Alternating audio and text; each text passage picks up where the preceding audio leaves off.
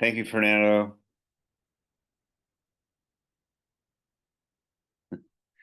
Yeah, so please, if you haven't done so already, put your name into the chat for attendance purposes. Um, Hope you're all doing well today. Coming to you from foggy San Francisco afternoon here. I don't think I have any announcements out of the usual, so we might as well just go ahead and get started. I'm going to go to the screen share and pull up your perusal.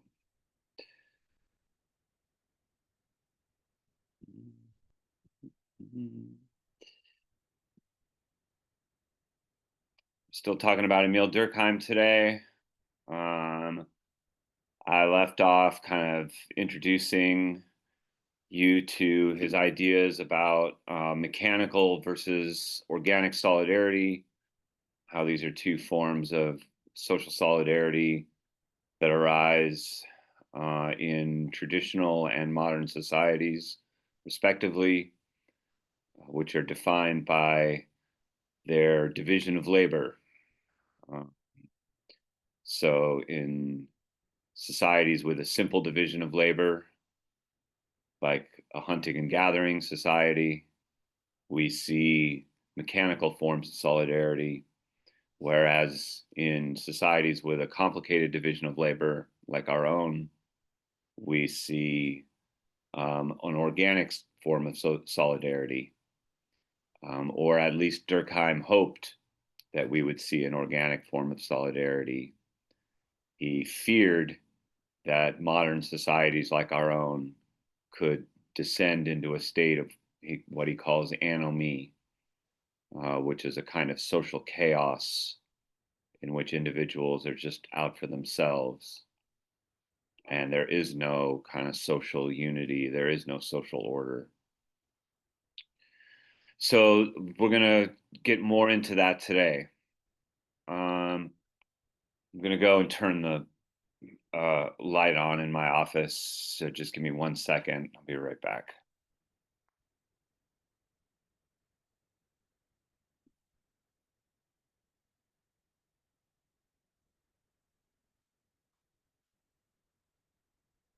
Okay.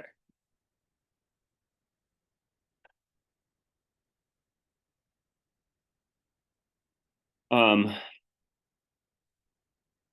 as far as Durkheim's influences, we come to this person here, Herbert Spencer, who's also a kind of an influential forerunner of sociology, sort of a little bit uh, older than Durkheim, and certainly kind of influenced Durkheim in some ways and not in others.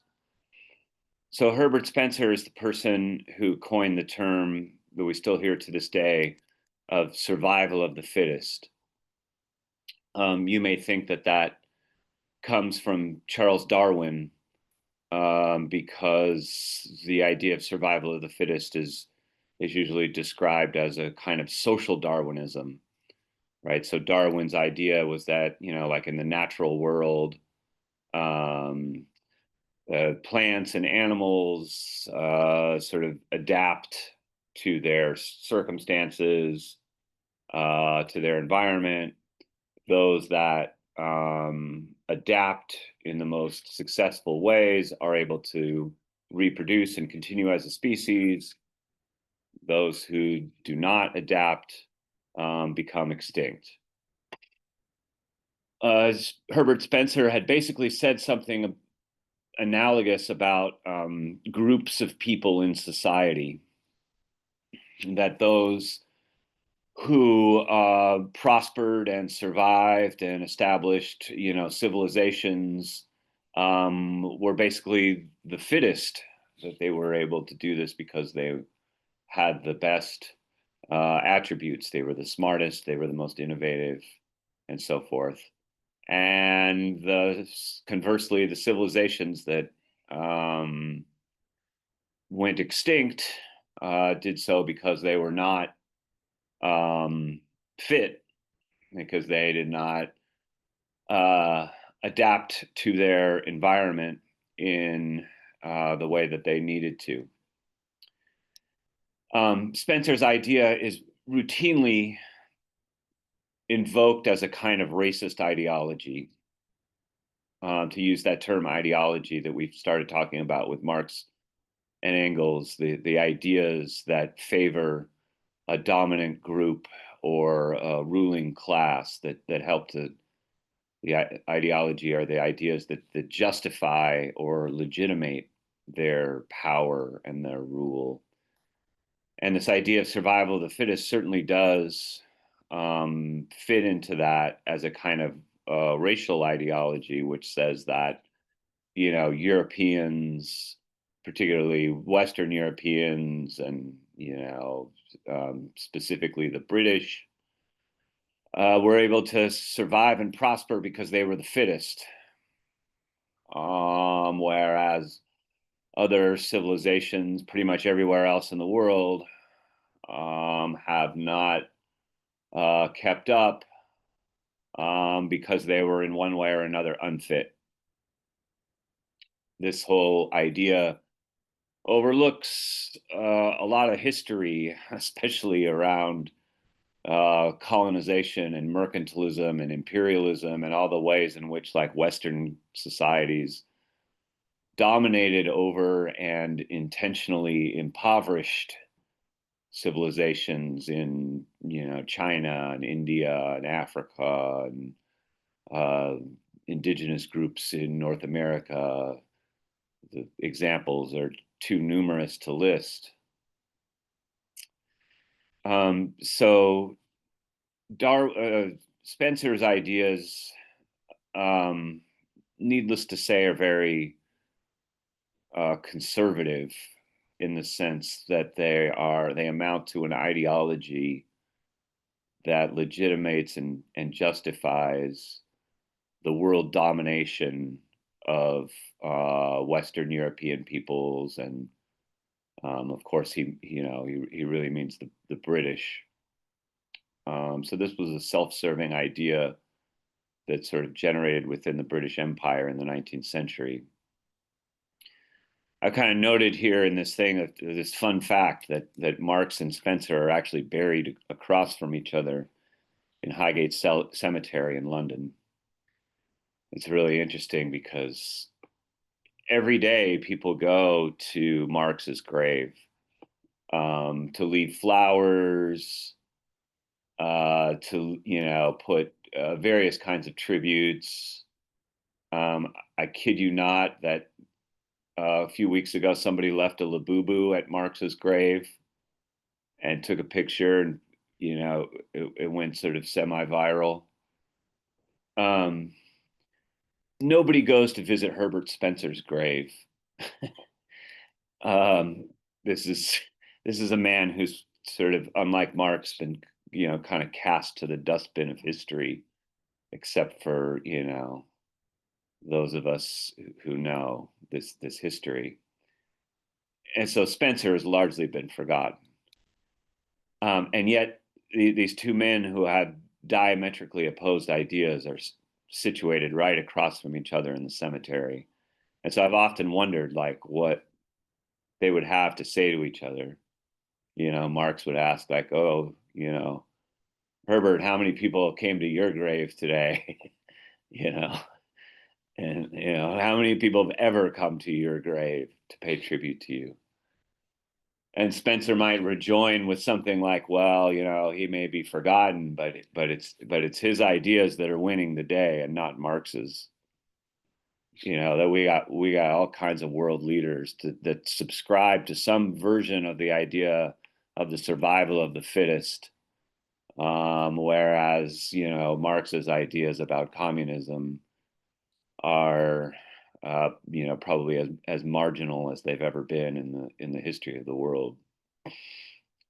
Certainly not as popular as they were maybe 50 or 60 years ago, when societies like the Soviet Union and China were socialist.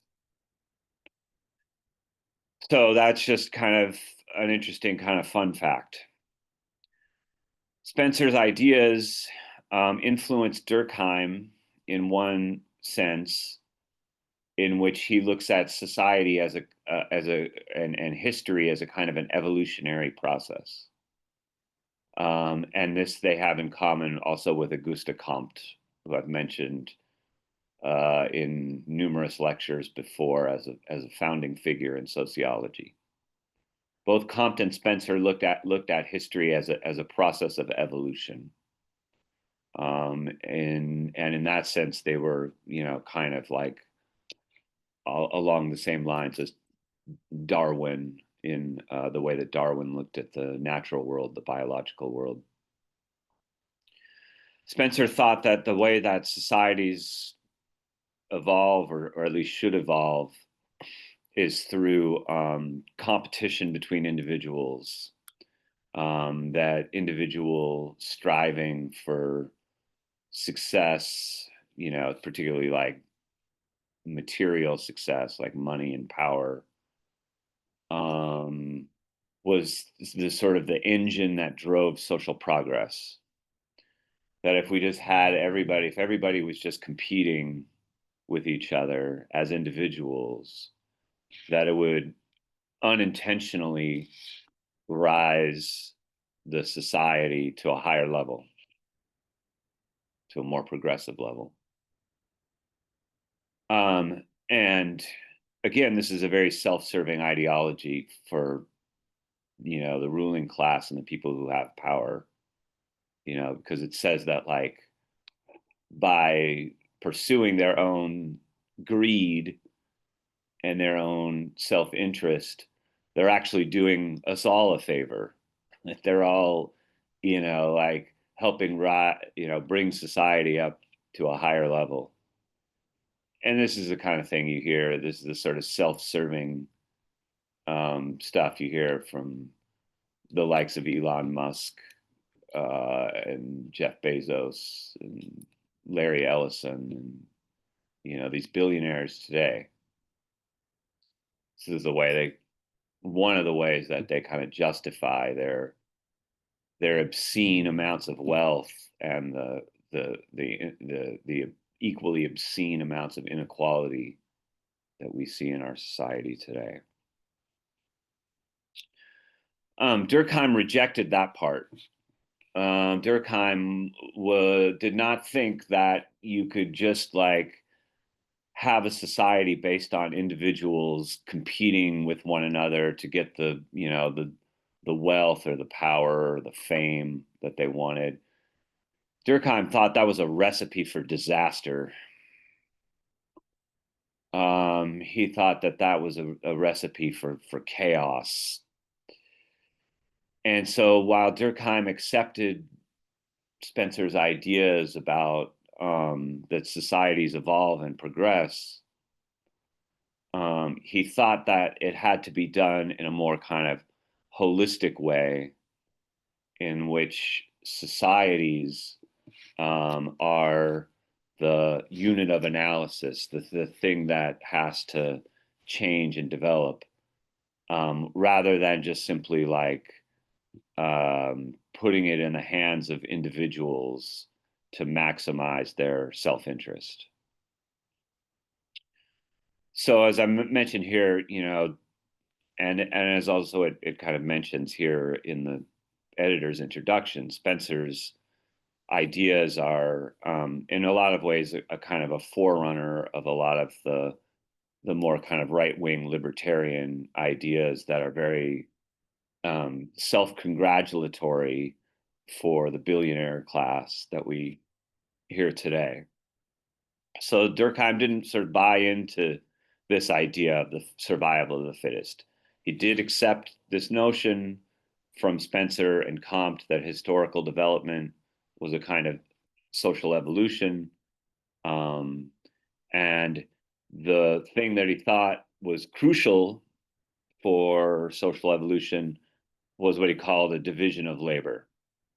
So this is sort of discussed in this paragraph here um, around the idea that, like, in order for societies to survive, they have to be able to sort of specialize and divide the labor, so that you know, people are able to. It sort of like maximizes the productivity of the society to have people specializing in particular occupations, or for certain institutions to specialize in providing certain kinds of services, or certain forms of like administration or governance. That you have to have this kind of division of labor in order to for a society to sort of survive and then evolve and improve. So that was an imperative part of social evolution, was the ability to create a division of labor. So here again, they're kind of spelling out the similarities and differences between Spencer and Durkheim. And this is really important point, because Spencer is basically, his starting point is the individual, in the same way that a lot of sort of libertarian thought today starts with the individual, and like how individuals have to be free to pursue their self-interest. And if everyone is pursuing their self-interest, then kind of like miraculously, this social order will come together. There'll be a functional society that is unintentionally created from all of these individuals doing what's best for them. That's the sort of the happy self-congratulatory story that, the likes of the Wall Street Journal likes to perpetuate. Durkheim thought about it differently. He thought, as I said here, this was hogwash. I don't know what came over me to use such an old-fashioned word like hogwash, but I thought that was a colorful way of registering his fundamental disagreement. Durkheim, if you'll remember from the last class, basically thinks that social life is greater than the sum total of the individuals who reside in it. That social life precedes individuals, in other words, that society is more than just like the sum total of the individuals. The societies have their own dynamics, like an organism, like a biological organism or a human body. They have their own dynamics, which then shape the lives of the individuals who live in them. So whereas Spencer wants to start with the individual, Durkheim starts with society. And he believes that this kind of the thing that holds societies together, this thing we introduced last week as solidarity, is based on a shared moral code. So societies have to have some consensus about like right and wrong, or fact and fiction. People have to have some kind of a shared moral code in order for societies to continue. And if that shared moral code starts to break down, then you have sort of a disintegration of society. Society begins to fall apart. And I think, as I mentioned a few times in these annotations, that there's a case to be made that that's exactly what's happening in America in 2025. Is like we can't even agree on like what is fact or what is real, or what is true, or what is right, what is good. There's been such a fundamental breakdown of the shared moral code that we have this kind of social disintegration that's resulting. And Durkheim thought that that was basically that's what would happen if Spencer's ideas won out. If this kind of libertarian individualism where everybody just does their own thing and pursues their own interests and tries to maximize their own gains, if we have a society of just individuals who are just all greedy and competitive, then we're going to have this erosion of the social fabric. Durkheim was afraid that we would have this erosion of the social fabric. And I think there's a good case to be made that that has won out. And that's why I feel like I can imagine Spencer kind of trolling Marx at Highgate Cemetery saying, yeah, well, nobody came visited me today, but everybody out there in the world in 2025 is enacting these ideas about the survival of the fittest that I helped introduce into the world. So they may not know my name, but they're following my lead or they're following my example more than, you German commie, you know, Karl Marx. People are acting more like these kind of, libertarian individuals who don't have this sense of social responsibility or accountability, except to their own self-interest. So those are kind of the stakes that I think that are here that are important. Anybody got a question for me at some point? I like like some kind of interaction here or some kind of question would be good. Go ahead, Kai. I feel like if Spencer was like alive now, because Yeah, I know you said he like trolled them, but I feel like he kind of rethink, his claim, just seeing how the world is today, like yeah. I think back then when he thought what he thought, it's one thing to think about it, to have these like thoughts, but then like to see it play out, especially in the wrong direction. I think he'd like rethink it. Yeah, I hope so. I have enough faith in humanity that to think that people can um, change their mind if they see that they're wrong in this way that you mean, Kai, like if they see the consequences of their ideas and their thoughts that they might reconsider. I will say that there are plenty of people out there who think like Herbert Spencer today. There are these people like Peter Thiel and a lot of, especially like in the tech world, like these tech billionaires.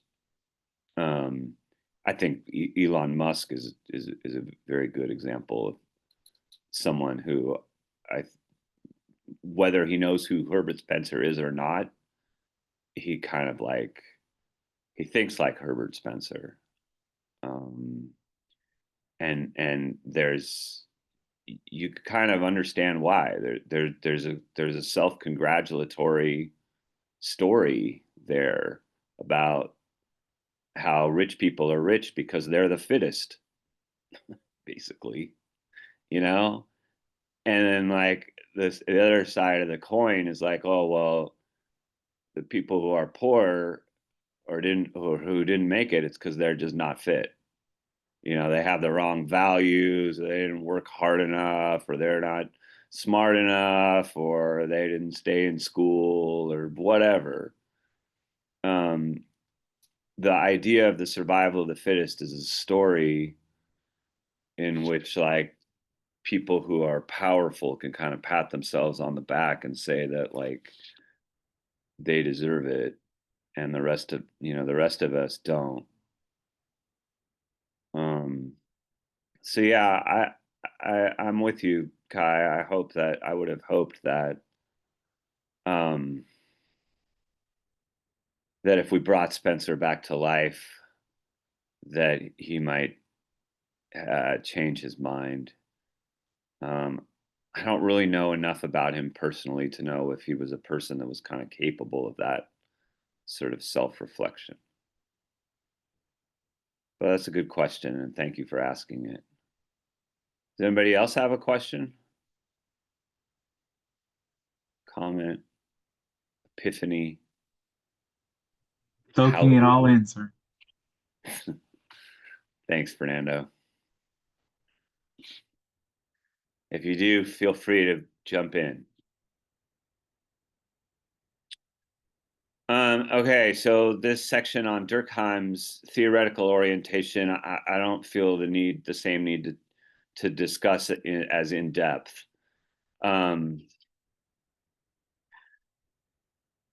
Suffice it to say that, Durkheim's theoretical orientation, as we've already touched on a number of times, is towards the collective side of explanation. He emphasizes the power of society over individuals, to put it as succinctly as I can. And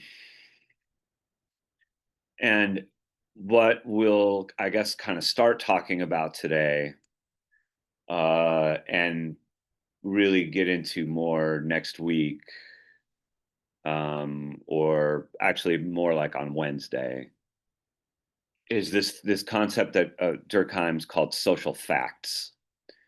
And this is his concept for describing how society has this collective power over the individual.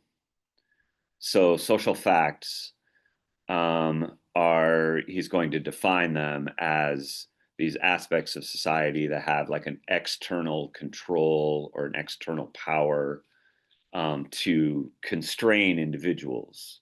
Like we all have these social facts that we can't really do anything about, but that, shape our lives.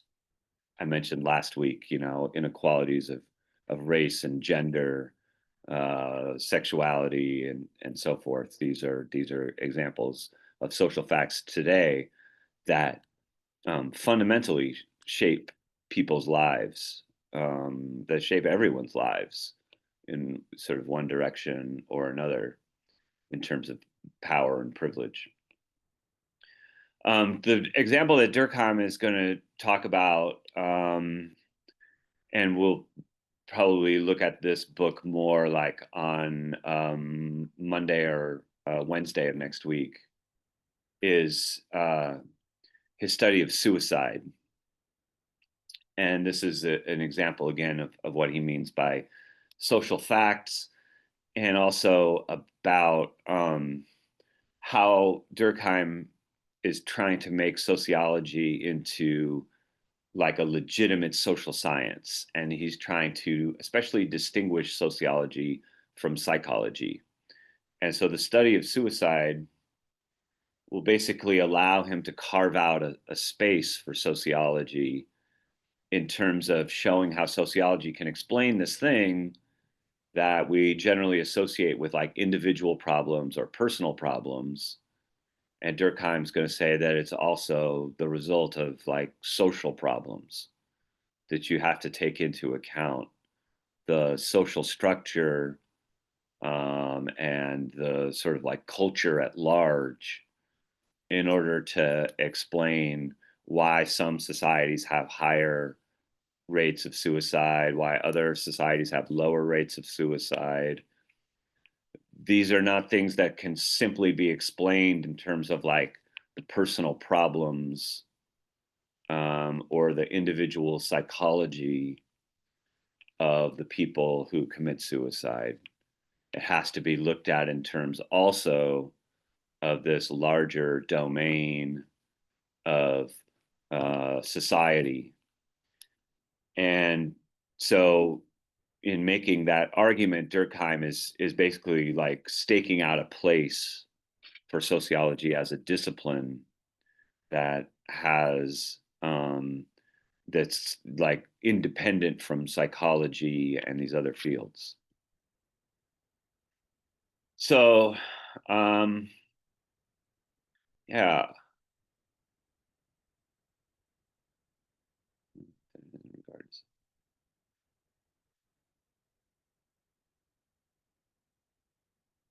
So yeah, like I said, I don't feel as much need to go through this part of the introduction because I think like that he, um, we've already touched on a lot of these ideas.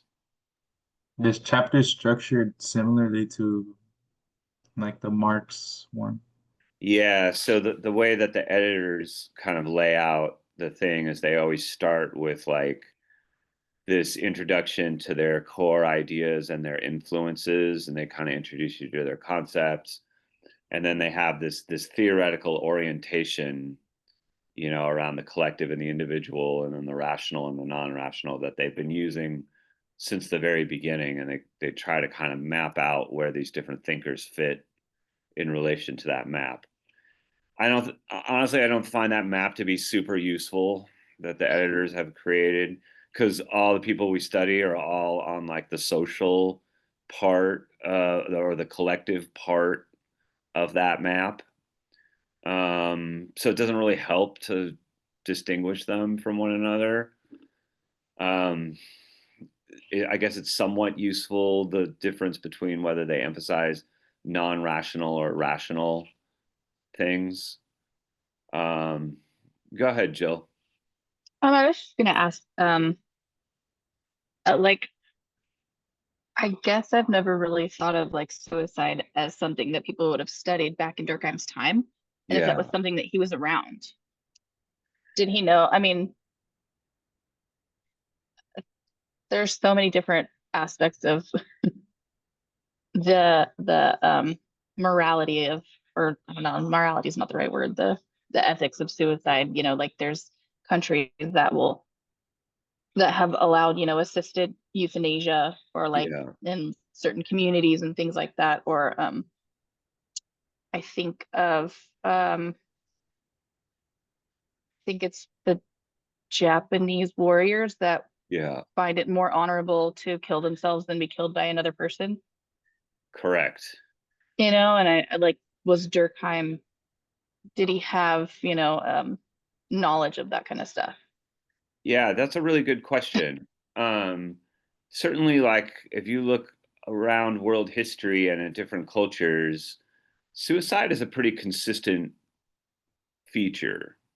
Um, but the example that you bring up about the Japanese, I think it's called like harikari or something, where they stab themselves in the stomach with a sword.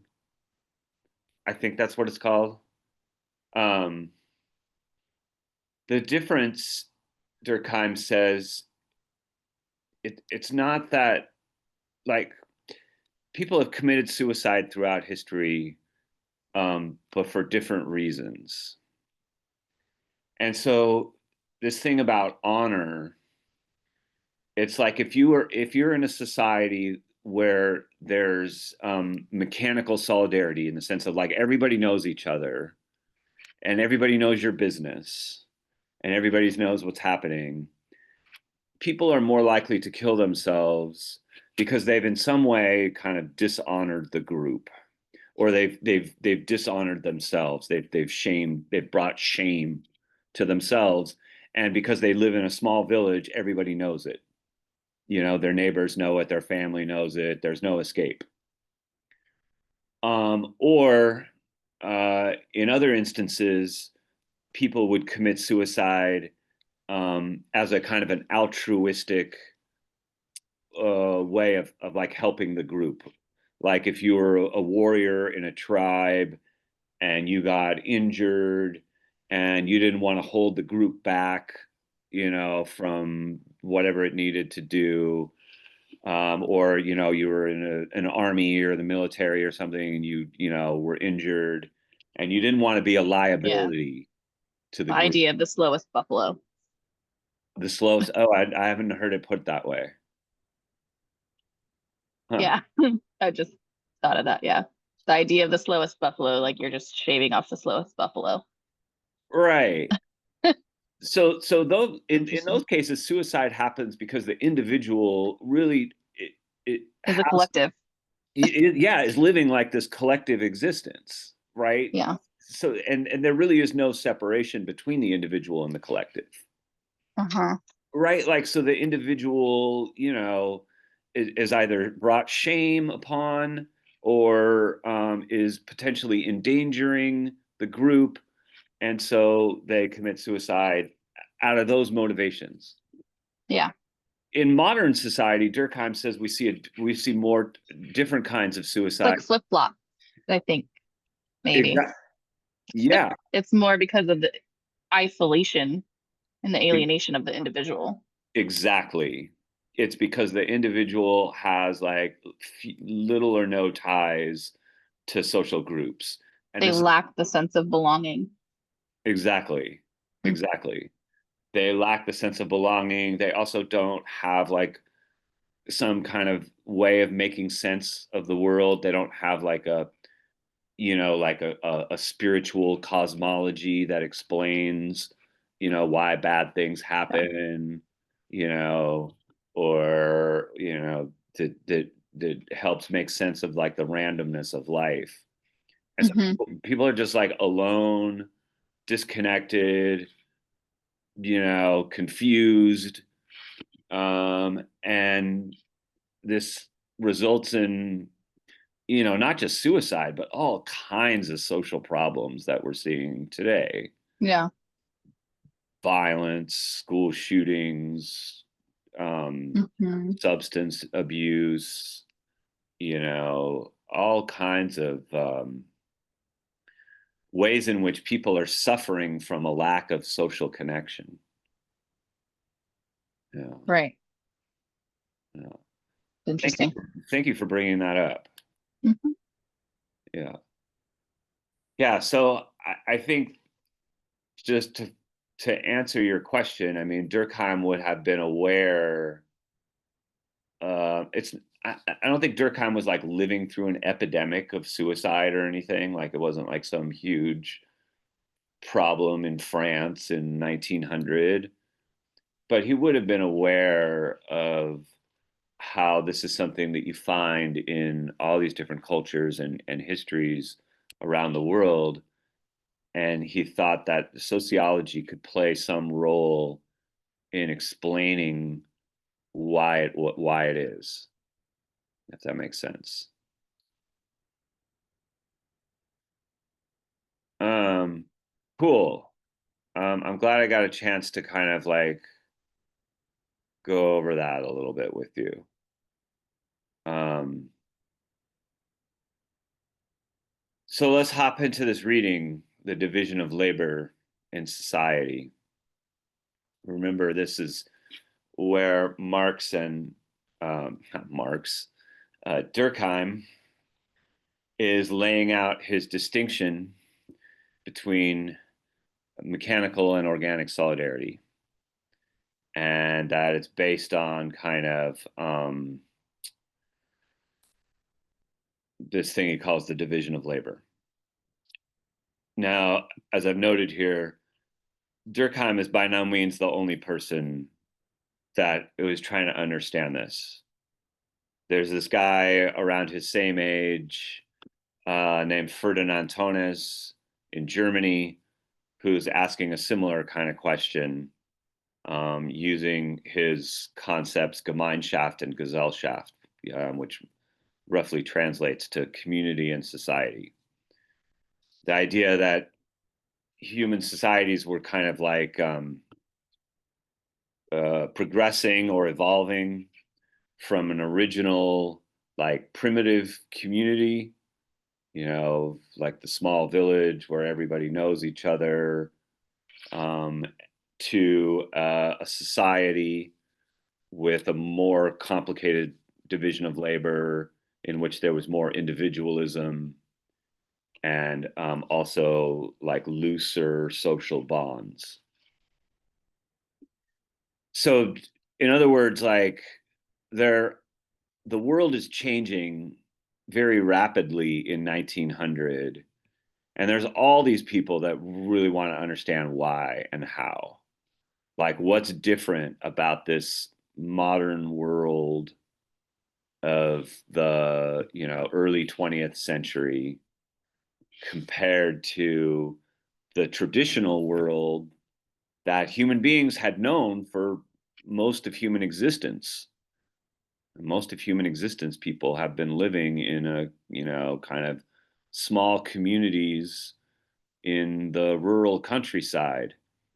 And now all of a sudden, at the turn of the century, you have all these people living in these big cities and working in these factories, and you know, all these communities have been like broken apart, and people are living now in these like urban neighborhoods, and they're, kind of thrust into these situations where they have to compete, and they can't really rely on their neighbor, they can't really rely on their family. And so there's this transformation of society that's happening in many parts of the world.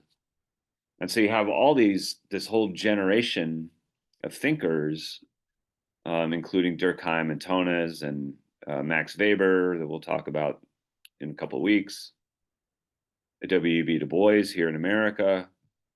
They're all trying to figure out what's going on. They're all trying to figure out like how to understand and explain this. So here in the introduction, Durkheim is going to kind of sort of lay this out. Let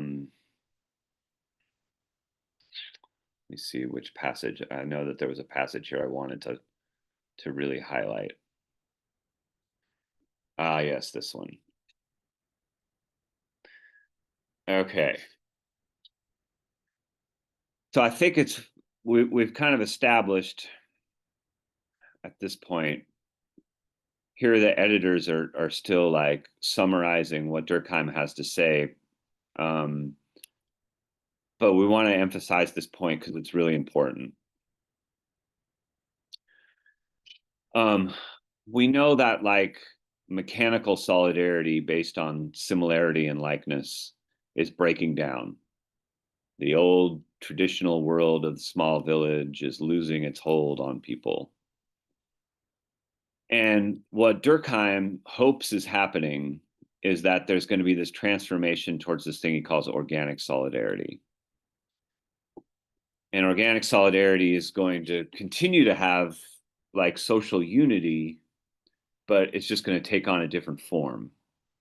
It's going to be like individuals recognizing that they have a different specialization to play, but that they're still all interdependent, that we all need each other to do our jobs in order for us to all kind of function. Society is like a really complicated team in which everybody has all these different roles, but we're all kind of working together for the benefit of the team. That's like the best case scenario.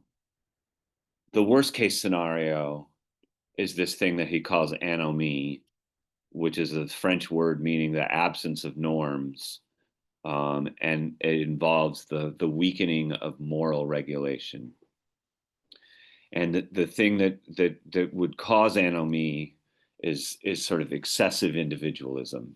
So if individuals are not integrated into the society and individuals are simply left alone to pursue their self-interest without a thought given to anyone else, then Durkheim envisioned a kind of nightmare scenario, a nightmare of social disorder. I have never seen any of these movies, but a student in another class compared it to these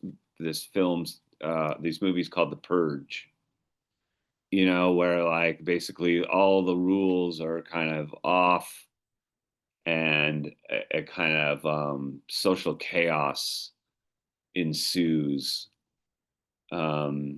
because the old bonds and social order and laws just no longer apply. And sometimes I feel like that kind of a scenario, again, I haven't seen these movies, so I don't know if I'm describing them accurately, but that kind of nightmare horror film is just a kind of an extreme version of like what we're actually living today, where there has been this kind of this breakdown in our shared moral understandings, our shared moral code, a kind of breakdown in the social order in general. And Durkheim thought that that was certainly a possibility, given the amount of individualism that is unleashed in modern society. So this is what he will emphasize when he talks about the anomic division of labor. All right, so this paragraph, let me see which part have I. He starts off here in the introduction talking about what he calls the problem. The problem you might think of as more of like a question, or a challenge, or something that has to be understood, rather than, when we say problem, we usually mean in a more kind of like judgmental way, like, oh, this is a problem. He means it more of like, he means the problem in terms of like, what is it that we have to explain? What is it that we have to understand? Like a math problem. Okay, and so the root of this problem, as Durkheim sees it, is the increasing division of labor in modern society, the specialization of work. And he describes it basically in this whole paragraph here. And he means this in terms of, not just in terms of the division of labor in the economy, but the division of labor in society as a whole.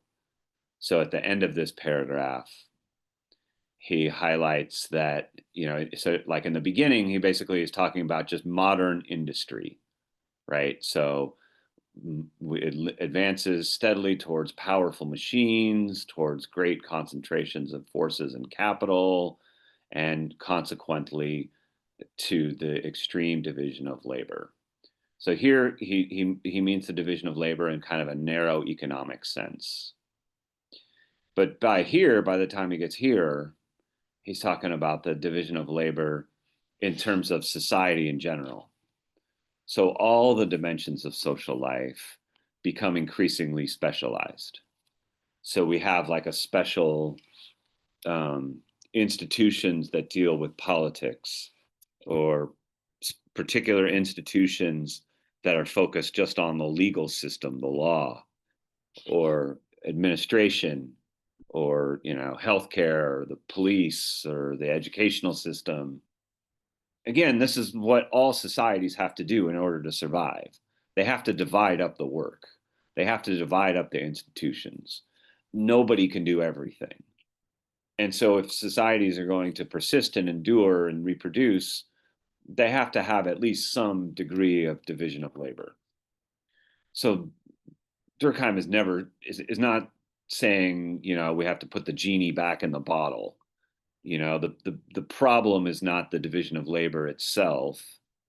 We're never going to go back to a period where like there was no division of labor, or we just had like a hunting and gathering kind of division of labor, a simple division of labor. Like it's too late for any of that. So the problem is really like, how are societies going to hold themselves together when they have this kind of division of labor? And so here he begins to talk about the transition from mechanical solidarity to organic solidarity. And with mechanical solidarity, he means a society where basically everybody is engaged in the same kind of occupations, like where there's a very simple division of labor. So like a hunting and gathering society where pretty much everybody does either one of two things. You're either a hunter or a gatherer. And in those kinds of societies, there is what he calls here in this passage a collective conscience, in the sense of a totality of beliefs and sentiments that are shared by everyone. So in these kinds of societies, pretty much everybody thinks alike, is what he's saying. Everybody, has the same sort of core set of beliefs, and there really is no like individuality. Like there's no tolerance for individual difference. You know, if you are an individual who's different and thinks different, you know, they're likely to, you know, burn you at the stake like a witch. There's just absolute conformity. There's not even really a sense of like the individual. The individual is like subservient to the group, you know, in part because they sort of depend on the group. Um, and then he has this kind of running commentary on crime and punishment. He comes back to this a number of different times. So in a society of mechanical reproduction, or a society of mechanical solidarity, is ruled by what he calls law by retribution, which is to say that like if somebody violates the collective conscience, they violate the shared set of beliefs and ways of life, that they are punished harshly, usually violently, like my, you know, comment about, you know, burning a witch at the stake. And very importantly, they are punished publicly. They are punished to sort of set an example, to draw an attention to the crimes of that deviant individual in order to make an example to everybody else. Like if you violate the rules of this group, the norms of this group, this is what will happen to you. We will burn you at the stake. And so he's basically saying in this passage that what makes something a crime has less to do with the act itself and more with the moral boundaries of the collective conscience. You know, a crime is just anything that violates the collective conscience.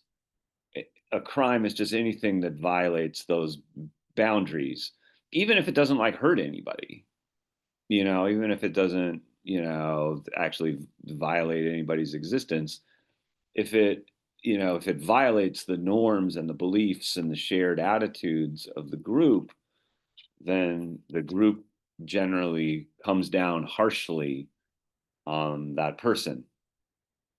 And so Durkheim will basically say that this is something that makes crime like kind of functional in society, is that in the act of punishing crime, what societies are doing is drawing their moral boundaries.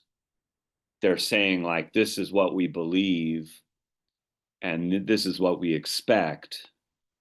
These are what our norms are. And we're showing you those things by punishing someone who violated them.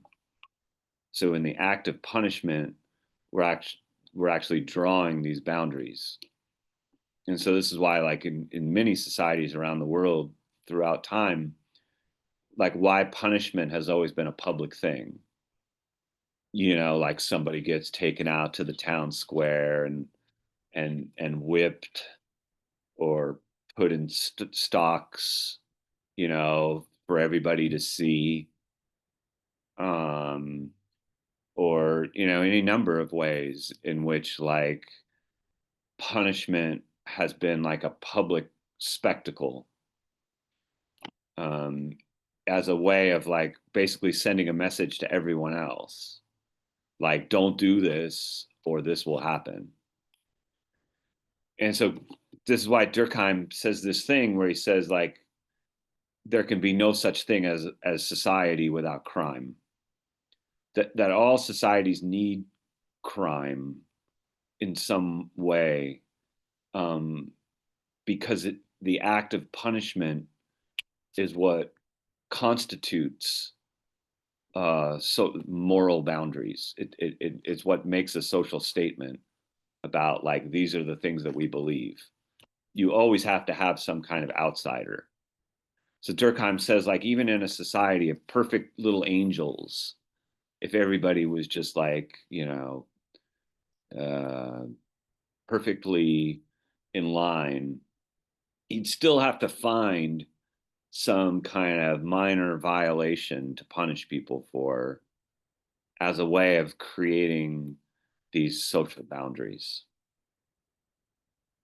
So that is what he means by this concept of mechanical solidarity. And then he gets into this thing about organic solidarity, the sort of solidarity that follows from, as opposed to a society where everyone thinks and acts the same. Organic solidarity is going to be based on a society where their individuals have some kind of difference. So I've posed a question here for you to think about, how it is, under what conditions we could have a kind of society where individuals are free to do their own thing, and yet we still have a kind of social unity. We still have solidarity. We still have people recognizing our interdependence. And that's a kind of a thought experiment, So maybe some of you might have experienced that, like in team sports, you know, where everybody has like a different role to play, and yet you're all recognize that like you're all kind of dependent on each other. You all need each other to bring out the, to bring your A game and to play your position well in order for the whole team to success and thrive. I feel like we learned a bit about this during the pandemic, the way in which we are all kind of like interdependent on one another, so that like if people go out and they're sick, and they go out into a public space, it doesn't just like affect the sick person, it affects everybody. Like our health is interdependent and connected with all of these people, like it or not. Our health and survival is connected with other people's. And so like, yeah, you need to get like vaccinated because like not just for your own sake, but for the sake of everybody around you. Or you need to wear a mask. It's not just about you. It's because we live in a society and everyone's kind of interdependent with each other. And I think we also saw during the pandemic a lot of like kind of Durkheim's worst nightmare around anomie, where we had all these people that were like, no, fuck you. You can't make me, wear a mask or get vaxxed, or, you can't make me do anything. I'm an individual and I'll take, I'm only responsible for myself. And, a Durkheimian, a sociologist would be like, no, like if you're unhealthy, you're putting the rest of us at risk. So there was a real, I think, sociological argument that happened around COVID in this regard.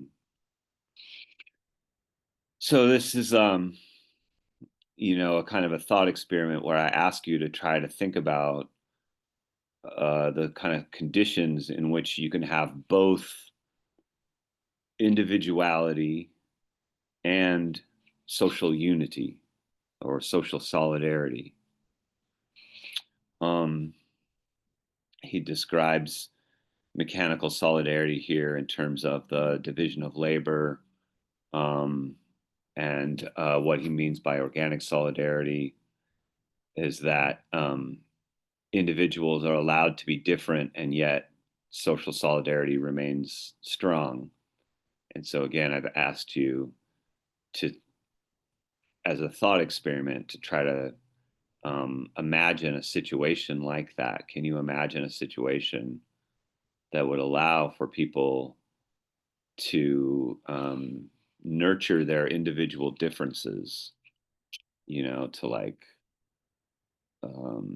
let their freak flag fly, as they used to say in the 1960s, and yet still maintain a sense of like the collective, that we're all like in this together, sort of a social unity. So this is kind of what Durkheim is describing here in terms of organic solidarity in this paragraph. The causes refers to the growth of the division of labor. So hopefully you've gotten this point by now, but if you haven't, I'll restate it one more time. The growth of the division of labor is the cause of the change from traditional societies based on mechanical solidarity to modern societies based on organic solidarity, at least in the best case scenario. So all societies have to divide their labor and develop these kind of specializations in order to survive and be productive and reproduce. Societies have to undertake that division of labor. And the question becomes, how are they going to maintain a kind of social unity in the face of that division of labor? What's going to be the glue that's going to hold these societies together? It was real easy in so-called primitive societies, because there was no individuality really. Everybody thought and did the same thing. But it becomes a challenge, it becomes a problem once the division of labor advances, and you got people doing like 10,000 different occupations, and there are all these different like institutions. What's going to keep society from fragmenting? What's it going to keep society from disintegrating into chaos? And here is where Durkheim turns to his kind of nightmare scenario, which he calls the anomic division of labor. So again, coming back to this idea of anomie. So this is like sort of the dark side of modernity, the sort of the dark side that Durkheim envisioned could be a possibility. And it's up for you to decide, but I think it's worth thinking about whether it's like, we're there now. So that's what he's describing in this section. You notice when he does this, when he turns towards the negative aspects of modern society, he starts sounding a lot like Marx. He starts off with this paragraph, of where the individual is degraded by making him into a machine. It's very similar to the way Marx describes how the worker becomes an appendage, a mere appendage of the machine. That people are reduced to this kind of thing-like existence. So Durkheim is not a Marxist by any stretch of the imagination, but he recognized that there was this problem with capitalism and this problem with modern society, in which humans kind of lose their humanity. He says here in this paragraph, here in the middle of the passage, he's no longer anything but an inert piece of machinery, only an external force set going, which always moves in the same direction and in the same way. So this is what he means by the sort of the anomic division of labor. And it's kind of like his sort of like worst case scenario. The conclusion, kind of summarizes a number of these sort of points. Particularly, he gets into this question of like morality and freedom. And from the perspective of somebody like Herbert Spencer, these are opposed categories. Herbert Spencer would say, like, basically, you have to give individuals maximum freedom, and that means liberating them from the constraints of morality, so they can just kind of do whatever they want, or they can do whatever's in their best interest.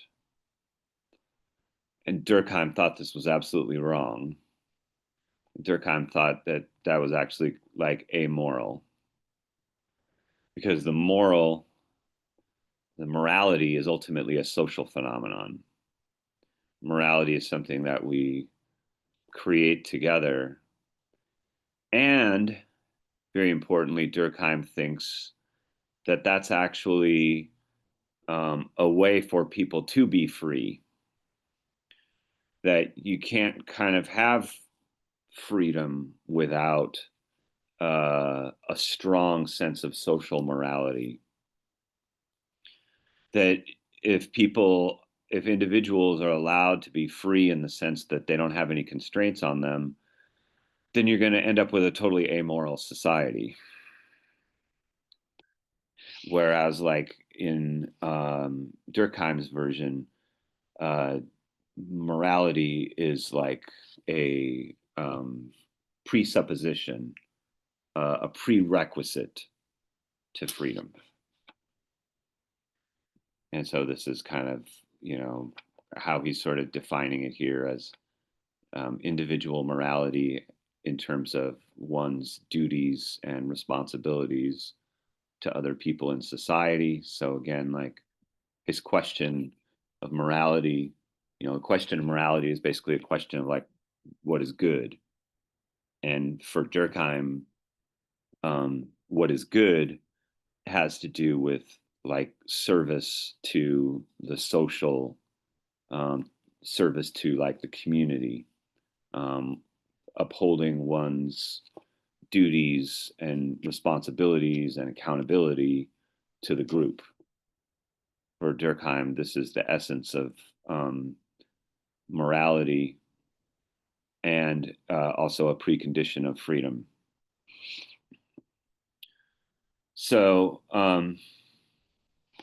he's basically saying like, that as the division of labor becomes more specialized and complex, our societies evolve, but our connections and our traditions become loose.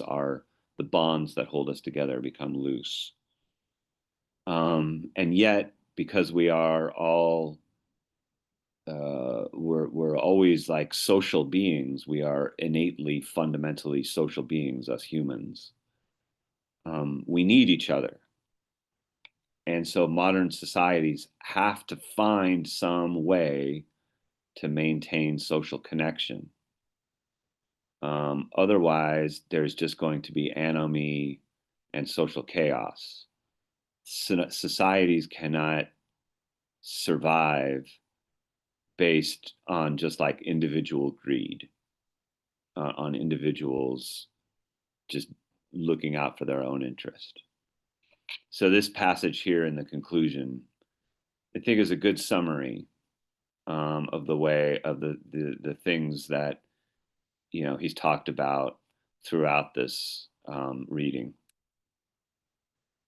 And this passage as well, in terms of summarizing what Durkheim is saying about the division of labor, about growing specialization, about the rise of individualism.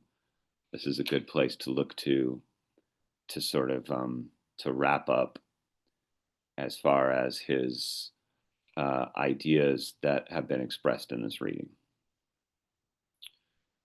Any final questions or insights?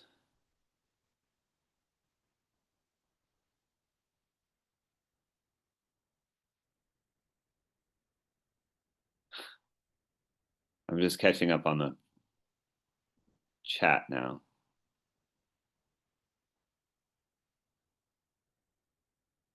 Very interesting.